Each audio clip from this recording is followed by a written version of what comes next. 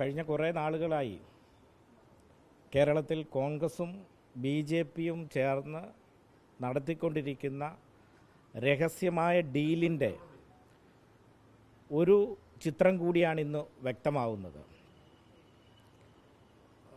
ഇപ്പോൾ ആദ്യം കേരളത്തിലെ ഇടതുപക്ഷ ജനാധിപത്യ മുന്നണിയുടെ ഗവൺമെൻറ്റിനെ, പിണറായി വിജയൻ ഗവൺമെൻറ്റിനെ കേരളത്തിൻ്റെ ഭരണത്തിൽ നിന്നും മാറ്റണം, അതിനുവേണ്ടി ഗൂഢാലോചന നടത്തി. ചരിത്രത്തിലാദ്യമായി 3 നിയമസഭാ അംഗങ്ങളെ കേരള നിയമസഭയിലേക്ക് കോൺഗ്രസിൻ്റെ സഹായത്താൽ എത്തുന്ന സ്ഥിതി കേരളത്തിലുണ്ടായി. ബാക്കി പല മണ്ഡലങ്ങളിലും, കേരളത്തിൽ അങ്ങോളം ഇങ്ങോളം പല മണ്ഡലങ്ങളിലും BJPയുടെ പ്രവർത്തകർ പരസ്യമായി വീട് കയറി കോൺഗ്രസിന് വേണ്ടി വോട്ട് പിടിക്കുന്ന ചിത്രം നമ്മൾ കണ്ടു. അതിനുശേഷം VD സതീശൻ കേരളത്തിൻ്റെ മുഖ്യമന്ത്രിയായി വന്നത് നമ്മൾ കണ്ടു. വന്ദേ ഭാരതത്തിൻ്റെ ഈരടികൾ മുഴുവനായി സത്യപ്രതിജ്ഞാ ചടങ്ങിൽ അടക്കം ആലപിച്ചു. വർഷങ്ങൾക്ക് മുമ്പ് ഗാന്ധിയും നെഹ്റുവുമെല്ലാം ഉപേക്ഷിച്ച വരികൾ,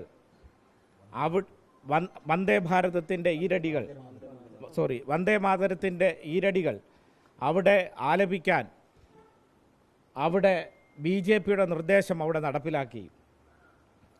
ആരിഫ് മുഹമ്മദ് ഖാൻ്റെ നിയമ ഉപദേശകനെ AG-ആക്കി നിയമിച്ചു.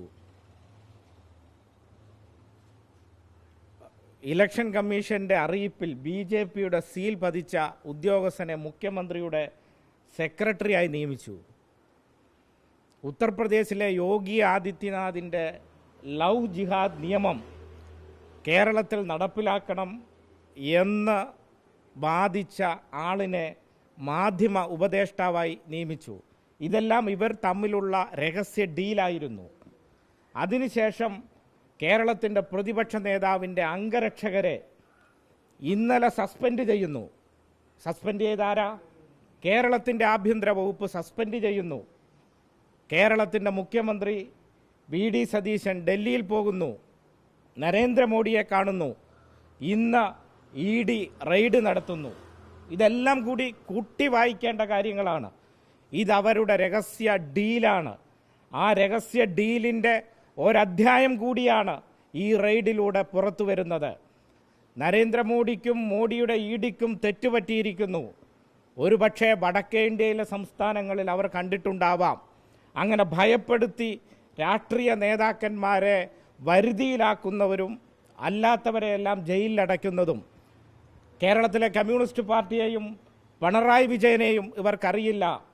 80 വയസ്സിനിടയിൽ തൻ്റെ രാഷ്ട്രീയ ജീവിതത്തിൻ്റെ പ്രധാന ഭാഗമെല്ലാം രാഷ്ട്രീയ ശത്രുക്കളാൽ വേട്ടയാടപ്പെടുമ്പോഴും മുട്ടുമടക്കിയിട്ടില്ല.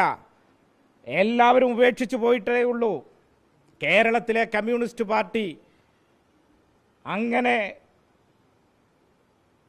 യഥേഷ്ടം മുമ്പോട്ട് വന്നതല്ല, പ്രതിസന്ധികൾ തരണം ചെയ്ത് മുമ്പോട്ട് വന്നതാണ്. പുന്നപ്രയുടെയും വയലാറിൻ്റെയും കൂത്തുപറമ്പിൻ്റെയും എല്ലാം സന്തതികളുടെ പിൻതലമുറക്കാരാണ് ഞങ്ങൾ. സഖാവ് പിണറായി വിജയനെയും കുടുംബത്തെയും മോഡിയുടെയും സതീശൻ്റെയും ഗൂഢാലോചനയ്ക്ക് മുമ്പിൽ വിട്ടുകൊടുക്കാൻ ഞങ്ങൾ ഉദ്ദേശിക്കുന്നില്ല. ആ വേട്ട നായ്ക്കൾക്ക് പിച്ചി